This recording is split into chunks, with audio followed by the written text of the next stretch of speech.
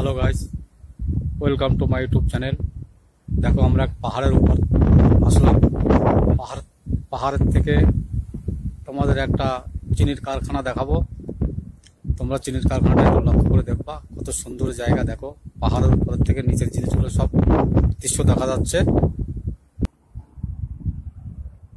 এই দেখো চিনির কারখানা এটা।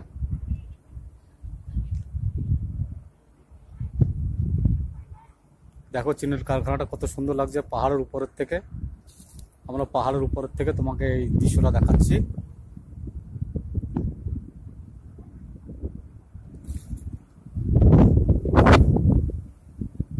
দেখতে পাচ্ছ পাহাড়ের উপরের থেকে